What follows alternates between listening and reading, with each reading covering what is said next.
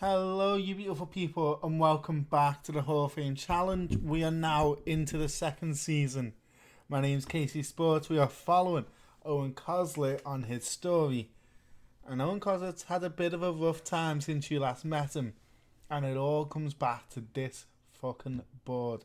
Scott Davies, our chairperson, is not the nicest person in the world. So whilst we were gone, I asked for a few things, I asked for one, got told no, waited a minute, asked for another one. None of it worked. What did I ask for?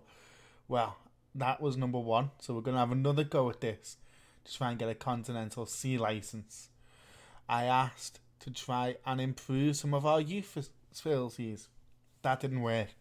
I asked for a senior affiliate, and that didn't work. And it's not been fun. The reason they wouldn't give me a coaching badge, for those wondering, they didn't want me to outgrow the club and leave. So they're very selfish. Gonna have to keep an eye on that. But this season, they don't expect much more from us. They clearly want us to be comfortable and settled and have a very settled team. They are happy. A B- is pretty good.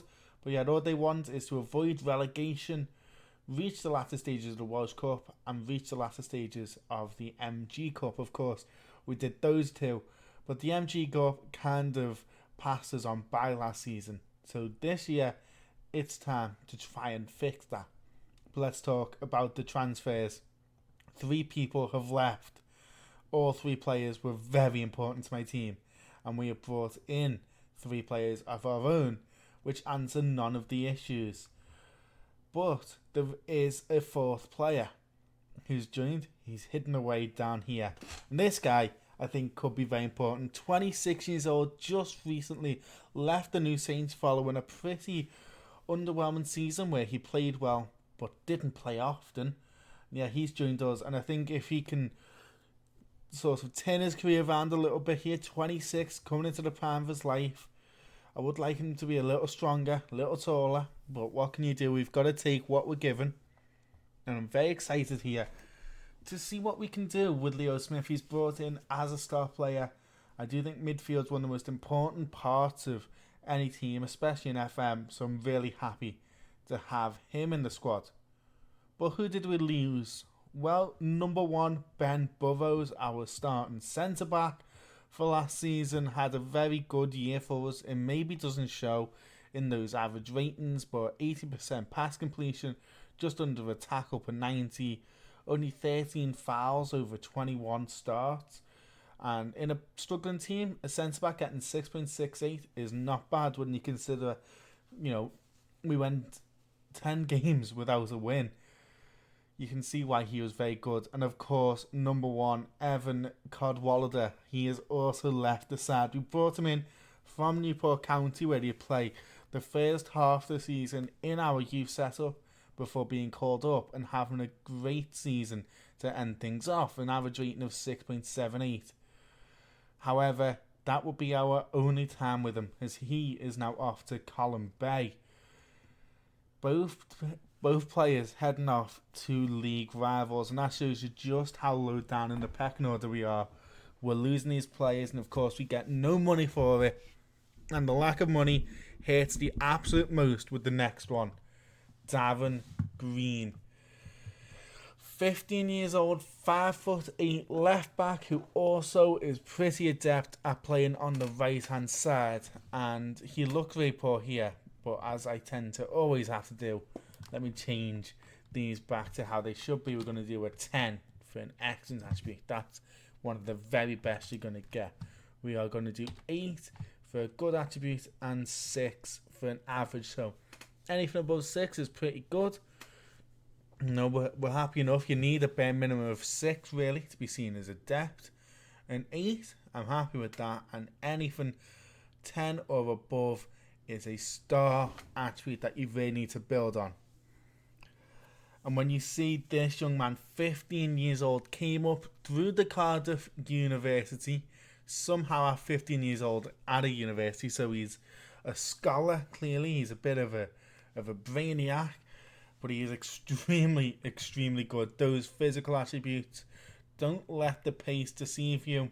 natural fitness, stamina, very solid acceleration. He's a workhorse on that left hand side, and that really shows in his key attributes, which is this mental side. And you see here, Ash's analysis, his endurance, and his mentality, a little bit of strength are what really shows in that little graph of his.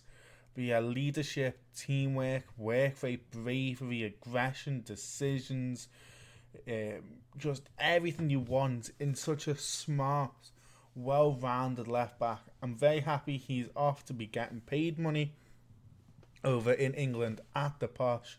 Considering he was born in Durham, it's a little bit of a journey up from the very, very northwest. But I'm sure he is set to have a very solid career in the English Football League. So who did we bring in to replace a left back and two centre backs? Well, number one was a young midfielder, 19-year-old Mohamed Amir has joined after just a regular season in the Simon North, the league below us, with Czech. Didn't have the greatest of seasons, but he would have only been 18 years old at the time. And there's definitely potential there. Some good physicals. He's a very all-rounded player.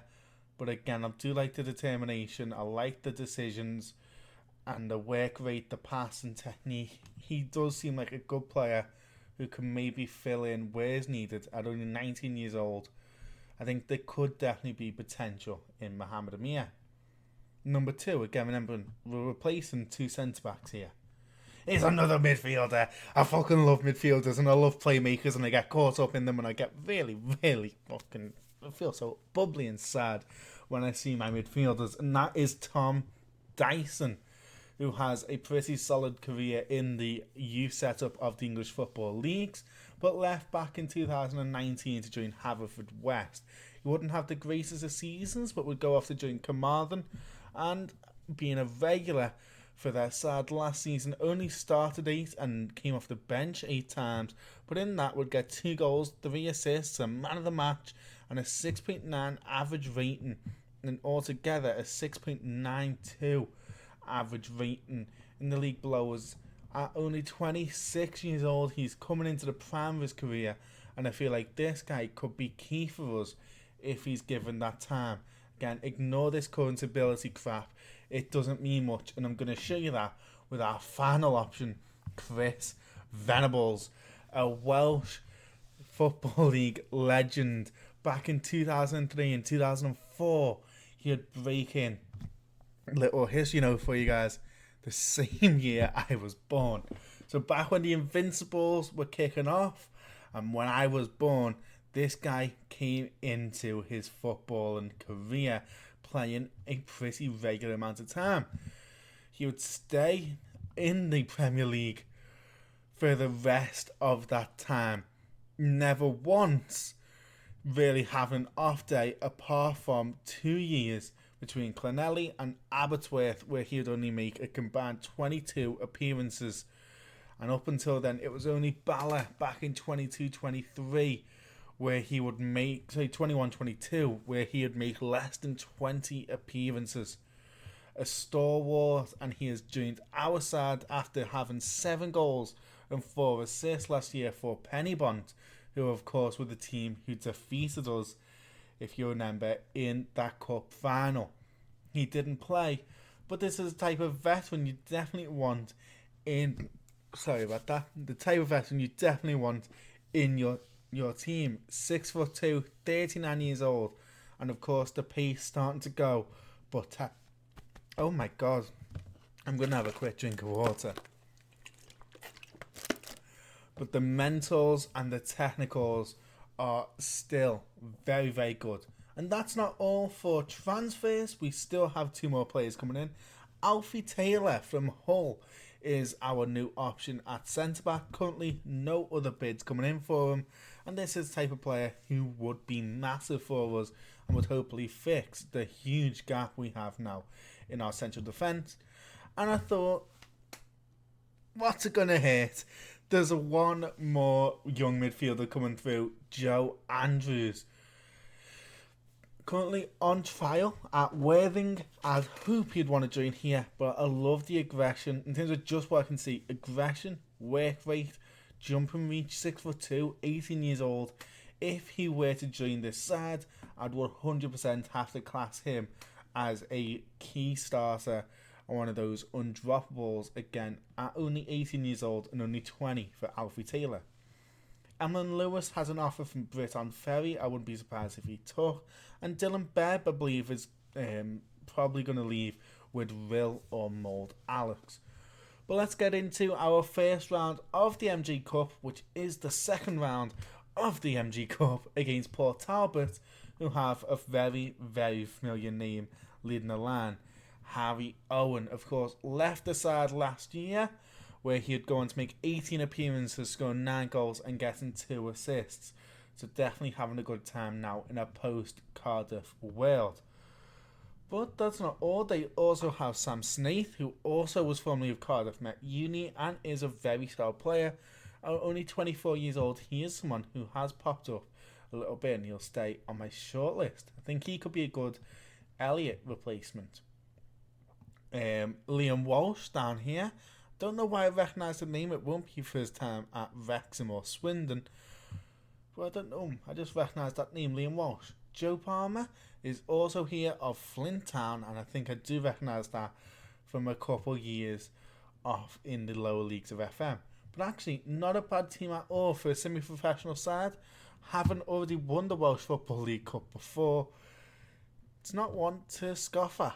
But I'm going to stick with the team that we've seen bring us so far, with Ben Haynes, Curtis Strong, Emlyn Lewis, Brett Taylor and Sean Wilson as a familiar back five. Leo Smith is now in as our new holding midfielder, with Tom Price and Dixon Kabongo keeping their roles. Giannis Lewis is going to come in for today ahead of Harry Waddock, as I want to give the youngster some more game time. Elliot Evans leads the line, and Alad Williams over on the right hand side. And Alad Williams, by the way, had a very good pre-season, scoring against Bolton, against Quimbledon Town. Didn't score in the next 2 games, but would also not score in the third. Oh. Well, anyway, he scored against Bolton, which was the one game I actually played, because I wanted to see if this tattoo would still work. And when it did, I went, fuck this, and I'm just going to progress. So this is going to be the team. I also have youngster Callum Rees, and I think I actually might start him, considering the fact that Emlyn Lewis might leave. I'm going to start Callum Rees. 17 years old, 6'2", 16 teamwork, some good aggression and bravery. He's going to get the start. So a couple of chances here for 2 younger players. And Leo Smith is not going to get the number 1. You can get the number 8. That feels fair enough. This is a game that is 100% must win here against Port Talbot. We are in the Premier League. They are not even in a loaded professional league. Though technically, we're only an amateur team. They're semi-professional. That's all I'm saying. But yeah, very happy with if we also bring in those 2 players we just saw. I feel like that's a solid transfer window. 5 players brought in.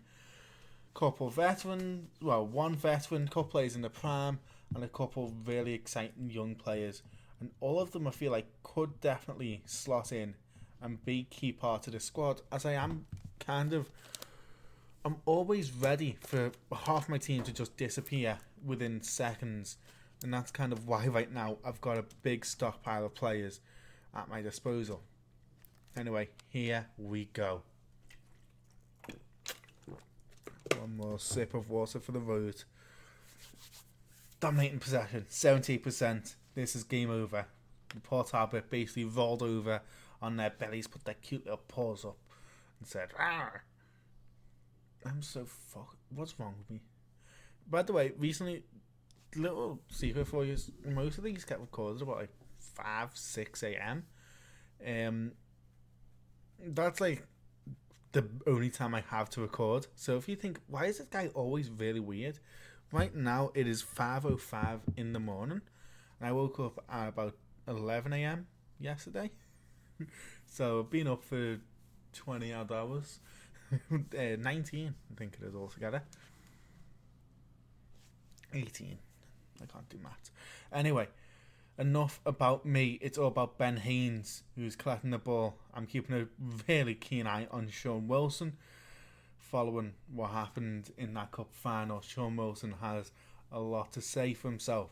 Snaith here, we mentioned him in the preview. Fans, Harvey Owen pulls across Bishop to Tandy, and it takes a wicked deflection and drives in. Reece Tandy with the goal from kind of, in the NBA, that would kind of be called the elbow.